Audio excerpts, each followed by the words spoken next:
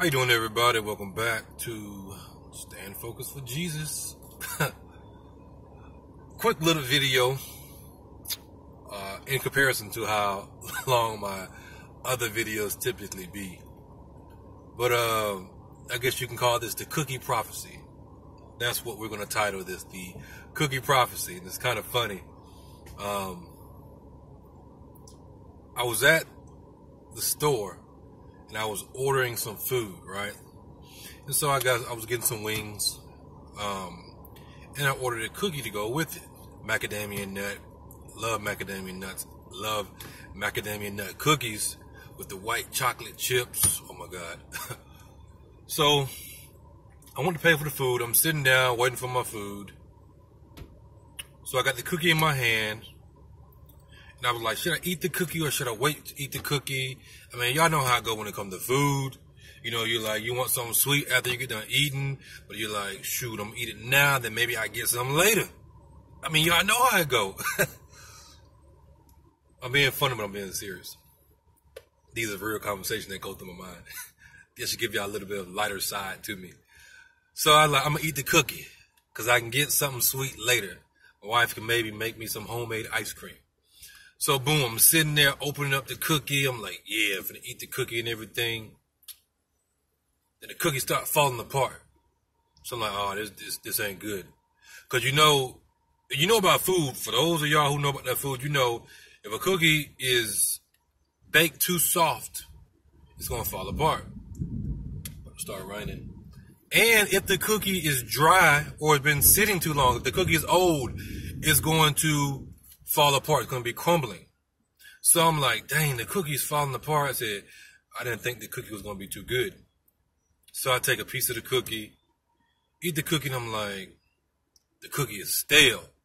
So I'm kind of upset because I done paid $1.50 for this cookie, and it's stale, and it's nasty. Not even good. So I still ate the cookie because it was all right, but it was nasty in comparison to other macadamia nut cookies that I've had, and just cookies in general. It wasn't in the top 10. It wasn't even in the top 20, but I still ate it in faith because I paid for that cookie. So I'm gonna eat this cookie.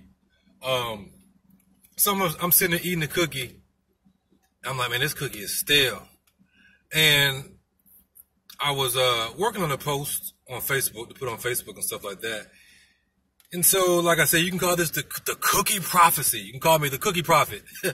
Being funny, but, you know, again, being funny. I do believe there's wisdom in everything. And God really does work in mysterious ways. And he shows us and tells us things if we would simply listen. So you may be saying, oh, he finna spiritualize the cookie. It's not about the cookie. It's about the message. And if God needs to use a cookie to get somebody's attention, then God will use a cookie to get somebody's attention. So the point that I'm making about this cookie is for you to never look at cookies the same again after what I'm about to tell you. You will never look at cookies the same again. And the reason that I believe the reason that God gives me messages this way is so that you have something to relate to. Because a lot of people believe and feel they can't relate to God. God is not relatable. But yet we are made in God's image. So therefore there has to be some type of relatability to God. So God gives and uses different things to get our attention. Rather it's a cookie, rather it's something big, or rather it's something small. And in regards to this, it's a cookie. So what is the point of the cookie, Kelson? Give me the cookie prophecy. So many people. Okay, let me back up. Let me make sure I get this right. I wanted to be mad because the cookie was stale. Because I paid my money for it, right? But then the wisdom of God came upon me and said, well, how are you going to blame the person that made the cookie? How do you know it's their fault? I said, okay. And the God was speaking, the Spirit was speaking and saying, how do you know it's not the fault of the person who is selling the cookie? And of course, it went faster than that, but it wasn't like, oh, Kilson. But I'm dramatizing it so y'all can get the point. So I was like, okay, what do you mean? Processing this, of course, is happening at a millisecond rate because your brain processes stuff that fast. So I'm like, what do you mean? It's the fault of the person who is selling the cookie. Then the wisdom of God was continuing to speak, and he was explaining, well, what if the cookie was fresh when the manufacturer made the cookie? And then they gave it to the people, the supplier who is selling the cookie. And so the supplier did not rotate the product out, the cookie out. They didn't rotate the stock out for you to have a fresh cookie. So it wouldn't be the manufacturer of the cookie's fault. It would be the person who the manufacturer gave that cookie to that didn't do what they were supposed to do with it. Oh my God.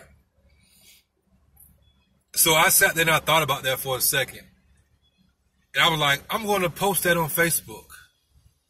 But then I was like, no, I'm going to make a video about it. And here I am making a video. So if you didn't get it, let me break it down for you. So many people want to blame God for the state that the world is in. So many people want to blame God for the fake Christianity. So many people want to blame God for the hypocrites that are out here when it's not God's fault. God manufactured the cookie.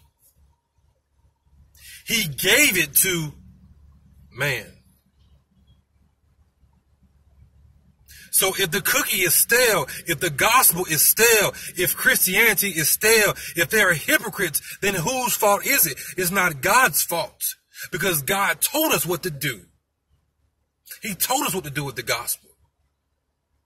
The gospel is always fresh. God is always giving something fresh, something new. You can never be stale when you are truly doing what the manufacturer told you to do with the product. Now, of course, the gospel is not a product, but you get what I'm saying, hopefully. So it's not God's fault. It's not the manufacturer's fault. It's not the baker's fault that the cookie is stale. It's the supplier's fault, meaning that we are supplying the cookies to others. So if the cookie is stale, then whose fault is it? It's not God's fault. If you ain't rotating the product, FICO, for those of you who were in that type of industry, they had what they call FICO. What's FICO? First in FIFA. Thinking about credit scores. FIFA. First in, first out. FIFO. Yeah, FIFO. Said FICO. FIFO. First in, first out. Meaning you rotate your product. So if you know that something is sitting on the shelf for a while, you go ahead and push that to the front so it won't get stale to make room for your new products. Are y'all hearing what the Spirit is saying? I love God. I love God.